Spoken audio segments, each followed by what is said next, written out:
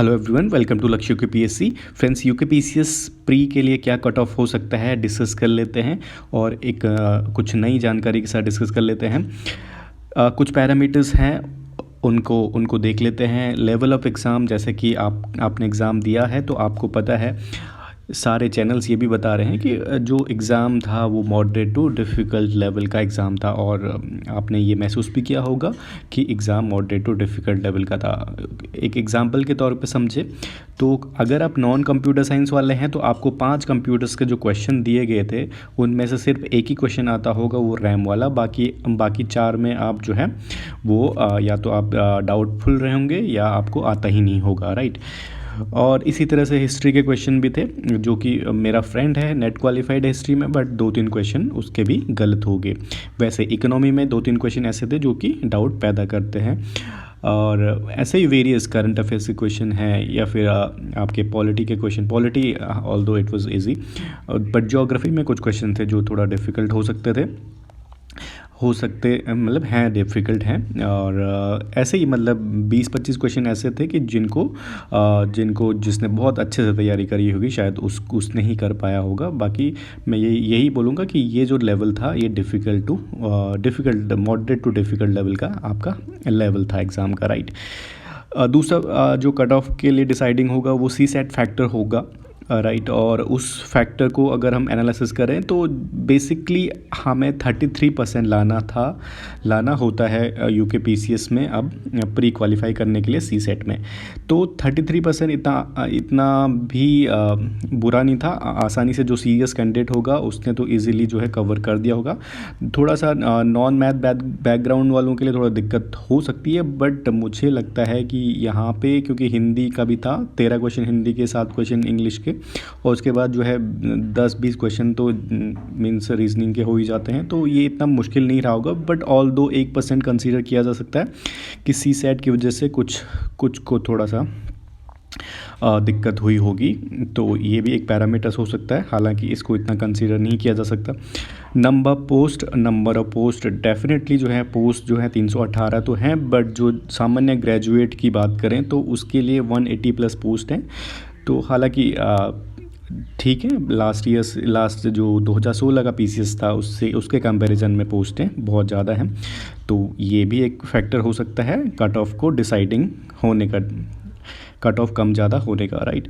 और जो नेक्स्ट है वो है ड्रॉप्ड क्वेश्चन। ये देखिए, न्यू सिस्टम इंट्रोड्यूस किया गया है यूकेपीएससी के द्वारा, क्योंकि लोअर PCS में बोनस का बहुत बड़ा खेल हुआ था और बहुत ज़्यादा इश्यूज पे हुए हैं। तो अब इन्होंने जो रिसेंटली आप लोगों ने देखा होगा कि जो PCS जुडिशरी का जो एग्ज़ाम आया है, प्री का रिज़ल्ट जो आया है, उसमें उन्होंने बोनस की जगह पे ड्रॉप्ड कर दिया है क्वेश्चन। यानी कि जितने क्वेश्चन ऑब्जेक्शनेबल लगे कमीशन को और उनकी सो कॉल्ड एक्सपर्ट कमेटी ने जो क्वेश्चन को मींस ऑब्जेक्शनेबल माना है, उन्होंने उस क्वेश्चन को डिलीट कर दिया है, हटा दिया है, ड्रॉप कर दिया है। अब यहाँ पे ड्रॉप वाले सिस्टम में क्या हो गया है, ड्रॉप वाले सिस्टम में उन लोगों को मदद नहीं मिलेगी जिन्होंने क्वेश्चन को अटेम्प्ट नहीं किया है, राइट। उनको सीधा सीधा लाभ नहीं पहुंच रहा है। यहाँ पे ड्रॉप क्वेश्चन के अकॉर्डिंग जितना क्वेश्चन ड्रॉप हुआ है उसके अकॉर्डिंग आपका 1 नंबर का अनुपात बढ़ जाएगा, राइट। और माइनस मार्किंग का भी अनुपात उस हिसाब से बढ़ जाएगा जितने क्वेश्चन ड्रॉप्ड हुए हैं। मैंने हल्का सा एनालिसिस किया है। अगर मैं यूकेपीसीएस में अगर 4 क्वेश्चन ड्रॉप्ड मानता हूँ तो अब जो है 146 के हिसाब से आपका इवैल्यूएशन होगा, और 146 के हिसाब से आपके पर क्वेश्चन का जो वैल्यू बढ़ जाएगा वो हो जाएगा 1.0273, क्योंकि यूकेपीएससी 4 डेसिमल प्लेसेस तक आपका मान रहा है, राइट। तो 1 नंबर का 1 क्वेश्चन का हो जाएगा 1.0273। ये ध्यान दीजिएगा। 4 क्वेश्चन अगर मैंने ड्रॉप किए हैं और अगर यूकेपीसीएस में 4 क्वेश्चन ड्रॉप होते हैं तो आपका 1 नंबर का वैल्यू इतना हो जाएगा 1.0273, राइट। और आयोग ने सीधे ड्रॉप ही किया है क्वेश्चन नया सिस्टम में, क्योंकि इन्होंने ये यहाँ पे देख सकते हैं जुडिशरी का जो है, और ऐसा भी नहीं है कि किसी क्वेश्चन के 2 ऑप्शन सही हैं या 3 ऑप्शन सही है, ऐसा नहीं है। सारे क्वेश्चन इन्होंने ड्रॉप्ड किए हैं, राइट। तो ये भी ध्यान देने वाली बात है। अगर मैं ये बता दिया मैंने, अगर 4 क्वेश्चन होते हैं तो उसके अकॉर्डिंग ये वैल्यू होगी हर एक क्वेश्चन की, राइट, 1.0273। और इसके अनुपात में माइनस मार्किंग भी इस तरह से होगी, यानी कि 1.0273 के अकॉर्डिंग इसका 1/4 हो जाएगा 0.2568। तो हर क्वेश्चन के लिए माइनस मार्किंग आपकी ये होगी माइनस, राइट। तो ये भी आपको देखना पड़ेगा। अब जो है इस पद्धति के आधार पे जो कैटेगरी जाएगी, वो जो कट ऑफ जाएगी वो ये है, क्योंकि 4 डेसिमल प्लेसेस तक आएगा कट ऑफ आपका, क्योंकि हर बंदे के मार्क्स अब सीधे सीधे आएंगे नहीं, राइट। पहले आते थे 88.25 या 88.75 इस तरह से, तो अब 4 डेसिमल प्लेसेस तक लेंगे, क्योंकि नई सिस्टम में यही है। और दो बच्चों के सेम मार्क्स हो सकते हैं, और बहुत कम लोगों के, रेयरली मतलब दो बच्चों के सेम मार्क्स हो सकते हैं, क्योंकि 4 डेसिमल पॉइंट तक वेरी होंगे अच्छे खासे मार्क्स, राइट। तो जनरल के लिए मैं यही कहूँगा कि जिस तरह से मैंने पैरामीटर्स के बारे में चेक किया, तो ये 88 से लेकर 90 के बीच जनरल के लिए कट ऑफ जा सकती है। इससे भी कम हो सकता है, 87 मैं तो मानूंगा, 87 से लेकर 90 तक जो है मुझे लगता है ऐसा हो सकता है। और जो मैंने बहुत सारे एग्ज़ाम्स दिए हैं तो ये लगता है मुझे, क्योंकि बोनस का खेल हो नहीं रहा इस बार, मीन्स क्वेश्चन सीधे सीधे जो है डिलीट किए जा रहे हैं, मतलब ड्रॉप किए जा रहे हैं, और उनके अकॉर्डिंग वैल्यू बढ़ा दी गई है। तो यहाँ पे एकदम से उछाल आने की संभावना नहीं है, जैसा कि यूके पीसीएस लोअर में हुआ है।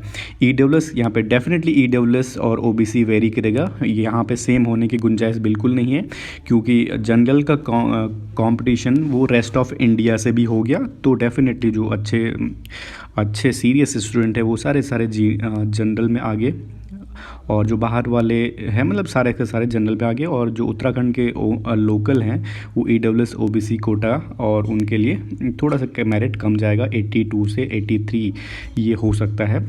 यूके फीमेल का देखें तो क्योंकि 30% रिजर्वेशन है फ्लैट यूके फीमेल के लिए, तो उनका कट ऑफ डेफिनेट, और जो अदर स्टेट की फ़ीमेल है वो तो जनरल में चले जाएगी, बट जो उत्तराखंड की जो अपने यहाँ के जिस पर डोमिसाइल है वो कोटा को हासिल करेगी, तो 74 से 76 तक इनका जा सकता है। एससी की बात करें तो एससी मेल की बात करूँ तो 73 से 75 तक जा सकता है, और एससी फीमेल 69 से 71 तक जा सकता है। और एसटी में, चूँकि एसटी में बहुत कम सीटें रिजर्व्ड हैं तो ज़्यादा फ़र्क नहीं पड़ेगा, 75 से 77 तक जा सकता है। और एसटी फीमेल की बात करें तो थोड़ा सा 1-2 नंबर कम हो सकता है, राइट। तो ये एक मोटा मोटा अनुमान है इस तरह से अगर होगा, क्योंकि नया सिस्टम है, नया इन्होंने जो ड्रॉप्ड का जो है किया है, आई गेस यहाँ पे 2-3 नंबर तो मिलेंगे हर किसी को, क्योंकि कुछ क्वेश्चन थे जो सीरियसली जिनको कंसीडर किया जा सकता है, राइट। बहुत सारे लोग हैं यूट्यूब पे जो कि कट ऑफ का इतना ज़्यादा प्रिडिक्शन कर रहे हैं, आई डोंट नो वो कहाँ के हैं, क्योंकि यूपी बिहार के बहुत सारे लोग हैं, मतलब वो 110 भी कह रहे हैं, कोई 105 से ऊपर कह रहे हैं। तो ये सही नहीं हो सकता बिल्कुल भी, इतना तो मतलब 100 से ऊपर तो बिल्कुल भी नहीं आ सकता। और जो लोग 110 कह रहे हैं वो तो दूसरे गोले के हैं आई गेस। तो ये अनुमान है, और 88 जनरल, राइट। तो इस हिसाब से अभी मुझे लगता है कि 10 मई से पहले ये रिज़ल्ट आ जाएगा। तो अभी के लिए जिसका इस रेंज में अगर आ रहे हैं तो डेफिनेटली तैयारी करनी चाहिए।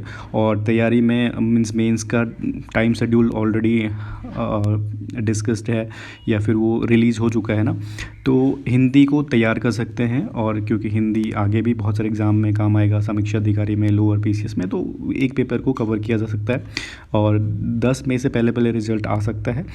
तो सभी को ऑल द बेस्ट, और thank you for watching this video. Thank you.